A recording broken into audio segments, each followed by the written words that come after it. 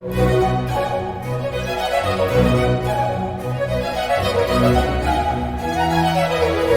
doua șansă. O emisiune realizată și prezentată de Mihai Tătaru.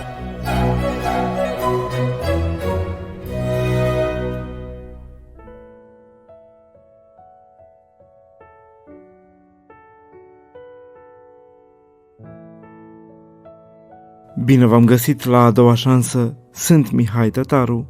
Fiecare zi reprezintă o oportunitate de a face lucruri deosebite pentru cei din jurul nostru. Domnișoara Valentina Elena Vitan s-a născut pe 22 martie 1981 la Pitești, în prezent locuind în Mioveni, Argeș. Invitata mea suferă de sindrom Marfan, o boală genetică relativ rară, apărută în urma unei mutații genetice care se moștenește și afectează țesutul conjunctiv, sistemul osos și scheletul, sistemul cardiovascular și plămânii, iar Valentina are certificat de handicap grad accentuat pe baza deficienței de vedere. Ea a urmat liceul pentru deficienți de vedere din Buzău, absolvit în 1999, apoi școala postliceală sanitară, specializarea balneofizioterapie și masaj, Regina Maria, din Vatra Luminoasă, București, finalizată în 2001, după care a urmat cursurile Facultății de Științe ale Educației, specializarea pedagogie, învățământ primar, limba engleză, în cadrul Universității din Pitești, până în 2006, pe urmă a intrat la Facultatea de Litere, specializarea limba română, limba engleză, tot în cadrul aceleiași universități, finalizând în 2008, și nu în ultimul rând,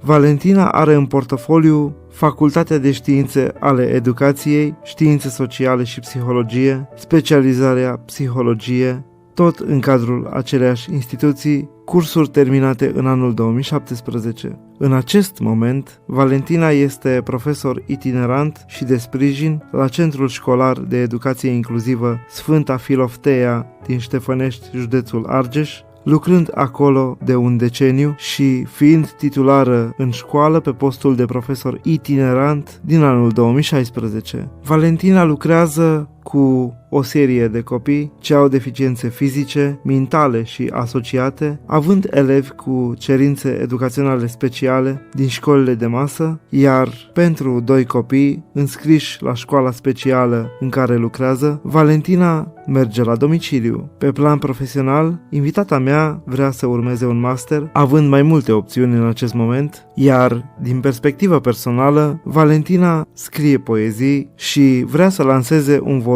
în cursul acestui an. În următoarele minute vă invit să ascultați povestea de viață a domnișoarei Valentina Vitan.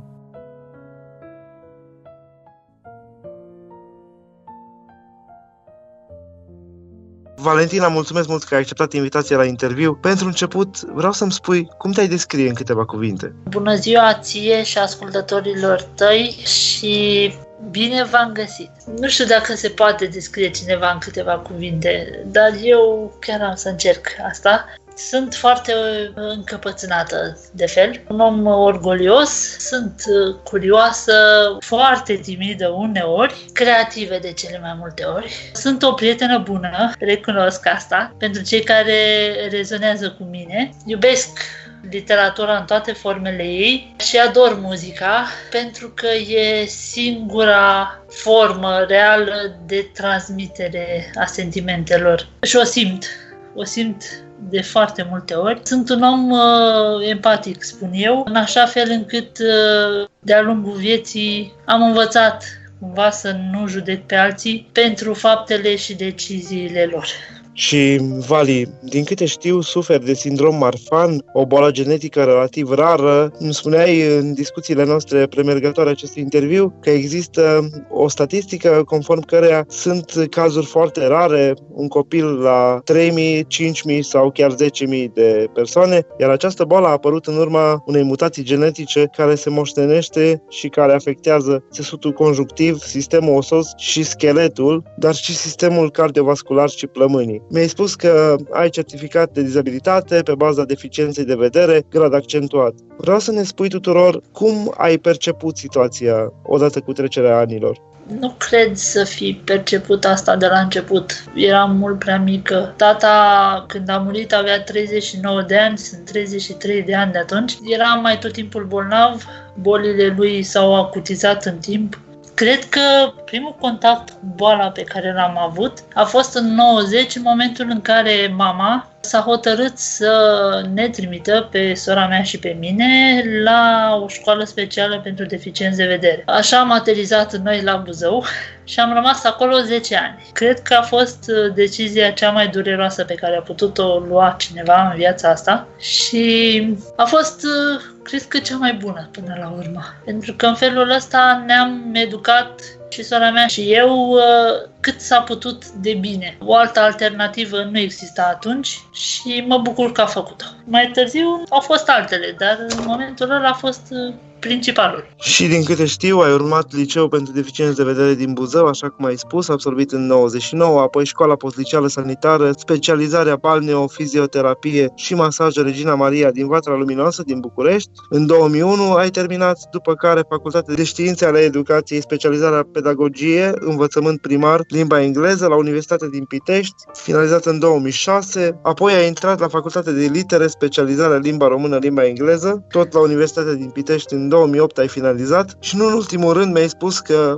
ai în portofoliu Facultatea de Științe ale Educației, Științe Sociale și Psihologie, specializarea Psihologie, Universitatea din Pitești, finalizate acestea din urmă în 2017. Vreau să-mi spui de ce ai ales acest parcurs educațional, Valentina? Când am decis să intru la post-liceal după finalizarea liceului, am considerat că mă pot angaja mai ușor în sistemul sanitar. Nu s-a putut.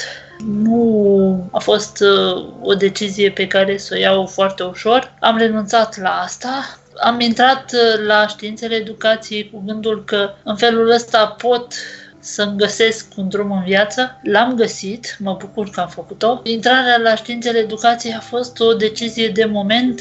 Pur și simplu nu mai suportam să mă știu acasă, stând degeaba. Facultatea de litere am făcut-o din pasiune pentru literatură. Asta m-a interesat pe mine cel mai mult. În liceu îl descoperisem pe James Joyce și mă pasionase atât de mult felul în care scria, încât am hotărât ca asta să-mi fie pasiunea principală. Și a rămas până și acum literatura forma mea principală de comunicare, de fapt, și de creație. Facultatea de psihologie am făcut-o pentru că, angajată fiind, aveam la un moment dat nevoie de o specializare care să mă ajute pe mine să rămân în sistemul educațional. Aveam nevoie pentru a-mi întări cumva locul pe care îl aveam în momentul respectiv. Și era necesar pur și simplu pentru a mă ajuta pe mine să mă dezvolt din punctul de vedere al felului în care predau la clasă. Și așa am ajuns să fac psihologia. E drept că mi-a plăcut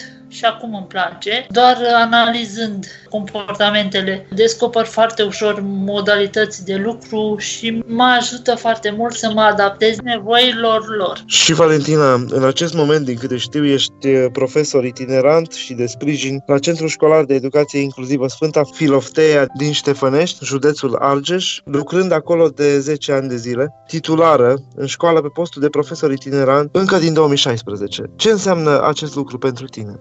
Locul meu de muncă a devenit cariera mea, de fapt. Mi-am dorit să intru în învățământul special. Am încercat din 2006, de când am terminat științele educației, să prind un post de profesor suplinitor. La început am insistat pe asta, apoi mi-am dat seama că de fapt nu e ceea ce am nevoie pentru a intra în învățământul normal de masă. Și atunci învățământul special a fost a doua opțiune. Am rămas la asta știind că eu sunt profesor deficient la rândul meu și pentru că deficiența mea mă ajută cumva să găsesc pârghii de comunicare între mine și copiii pe care i-am. Sunt copii deficienți pe care îi iubesc. Am copii cu deficiențe de toate tipurile. Am lucrat și cu deficienți de vedere și cu deficiențe de auz. În momentul de față am câțiva copii cu autism, de la care învăț mult mai mult decât de la ceilalți. Sunt copii buni și bineînțeles că fiecare are modul lui de lucru, iar eu asta încerc să fac, să mă adaptez la fiecare în parte, în așa fel încât fiecare să evolueze și să-și treacă pragurile pe care le au în educația lor. E dificil, dar facem noi față, cumva. Și pentru că lucrezi cu copii cu deficiențe fizice și mentale, dar și asociate, fiind repartizată la clasă cu elevi ce au cerințe educaționale speciale din școlile de masă. Din câte mi-ai spus, sunt și 2 copii pe care îi susții făcând la domiciliu școală cu ei. Vreau să-mi spui, din perspectiva profesorului, ce anume te motivează să mergi pe drumul ăsta al învățământului special și să încerci să susții în măsura în care poți toți copiii cu cerințe educaționale speciale? Cred că modul în care privesc, felul în care mă raportez la ei. Eu am refuzat să fiu doamna pentru cei mai mulți dintre ei. Eu sunt simplu Vali, iar între noi s-a creat legătura aceasta de prietenie pe care o susțin și acum. E o metodă pe care eu o abordez cu drag, știind că în învățământul de masă toți au parte de profesori și mai puțin de prieteni, iar ei duc lipsă de prieteni. Sunt și copii care mă văd ca pe doamna, însă chiar și pentru aceea eu sunt prietenă.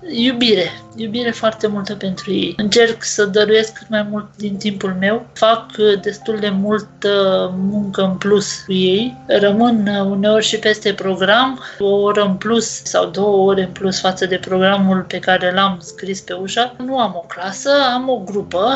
Am în prezent 8 copii la școlile normale și cei 2 la domiciliu, o fetiță cu autism și o fetiță cu sindrom Down. Fac cât pot de mult și comunic cât pot de mult cu ei. Chiar și internetul folosesc uneori, dar având în vedere deficiențele pe care le au, mi-e mult mai greu să lucrez cu ei așa, pentru că au probleme de atenție, de concentrare. De asta spun că în perioada aceasta ne-a fost foarte greu să lucrăm cu ei. Am comunicat foarte mult, e adevărat, la telefon și prin WhatsApp, dar cam atât. Asta e inconvenientul învățământului online, din păcate. Dar eu încerc să fac atât cât pot, cu metodele pe care le-am la dispoziție, cu materialele pe care le-am lăsat copiilor, pentru că am întotdeauna materiale la ei, se poate lucra și în lipsa mea. Trimit materiale, le cumpăr materiale din banii mei în cazul în care ei nu au, adică ne adaptăm. Vali, tu lucrezi în învățământul special, cum am spus, și voiam să te întreb o chestiune foarte simplă. Dacă nu ai fi ales acest parcurs și nu ai fi devenit profesor, ce meserie ai fi făcut?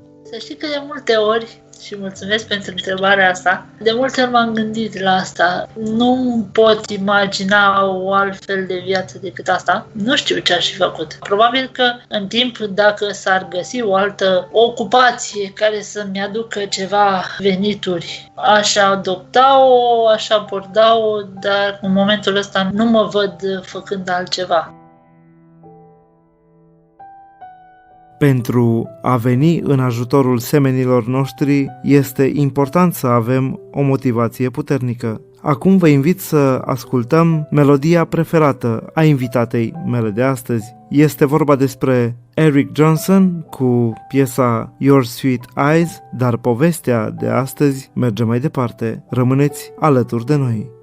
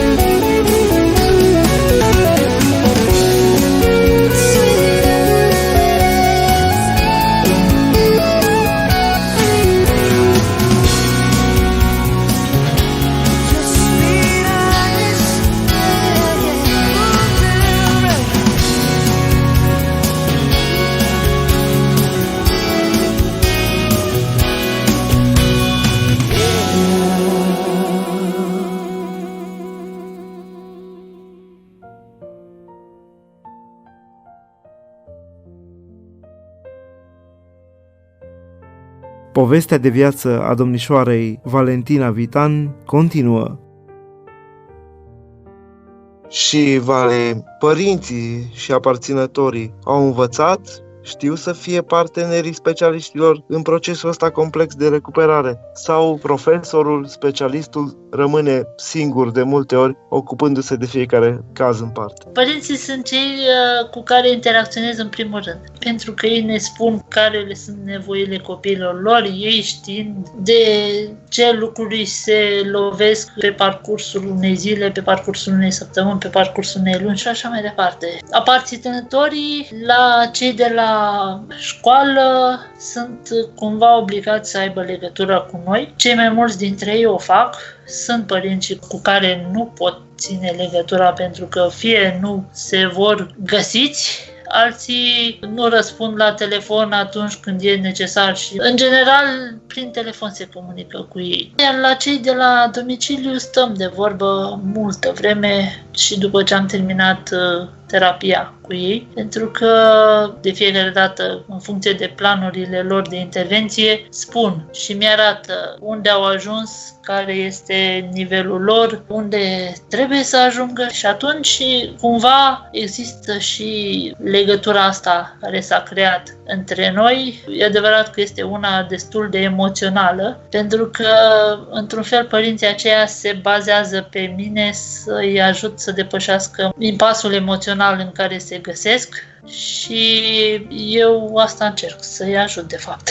Și Vali, pentru că spui acest lucru, că îți dorești să-i ajuți, vreau să știu dacă, în opinia ta, o echipă pluridisciplinară poate ține locul părinților sau e necesară implicarea lor? Părintele este principalul în echipa pluridisciplinară, pentru că el face legătura între profesor și elev. Cu ajutorul specialiștilor pot înțelege de ce sunt necesare unele din activitățile care se fac la clasă, însă cel care vede progresul și regresul unui copil, în primul rând, este părintele. Echipa nu are cum să țină loc de părinte, pentru că nu asigură nevoile fizice și emoționale primare ale copilului. Pentru că vorbim despre cariera ta, Vali, vreau să trecem puțin la partea personală. Îmi spuneai înaintea interviului că pe plan profesional, spre exemplu, ai vrea să urmezi un master, având mai multe opțiuni, iar din perspectiva personală vrei să lansezi un volum de poezii, pentru că eu știu că scrii poezii. De altfel, la finalul acestei emisiuni, voi avea ocazia să vă citesc, dragi ascultători, o poezie din creația Valentinei Vitan. Așadar, Vali, vreau să-mi spui, legat de partea aceasta de suflet,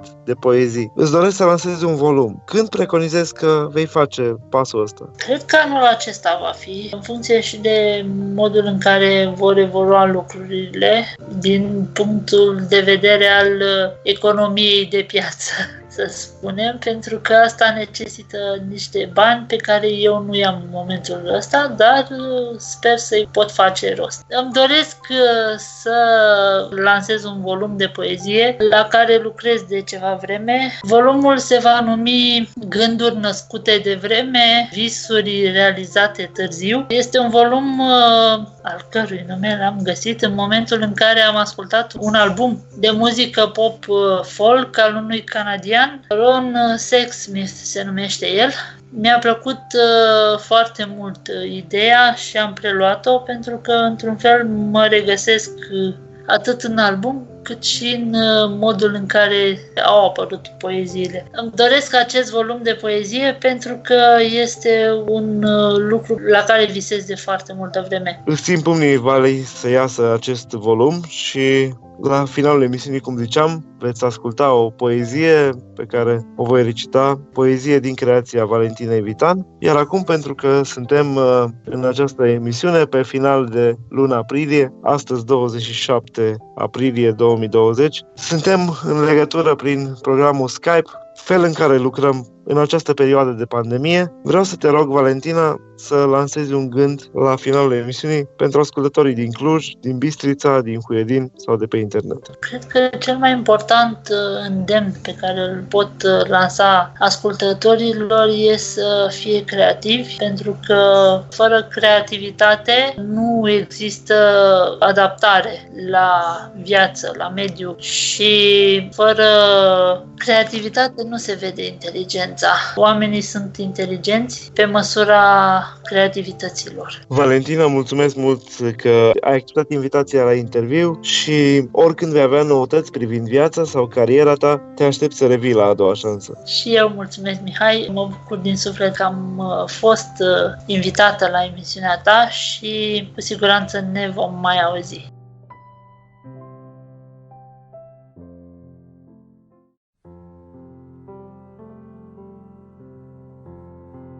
Motivațional de Valentina Vitan. Propun să întoarcem spatele lumii, să o lăsăm să se închidă ea în fața disperării. Propun să ne îndepărtăm de ea, să fim noi, cu lacrimile noastre, să ne simțim unii altora durerile, să ne înțelegem și să ne simțim.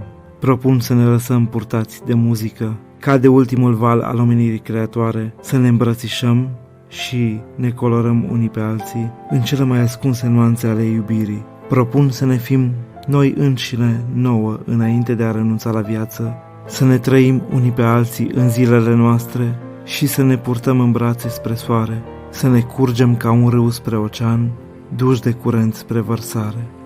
Propun să uităm norii de pe cerurile noastre și să îi lăsăm să plouă peste noi cu speranță. Propun să ne umplem inimile de noi și să visăm.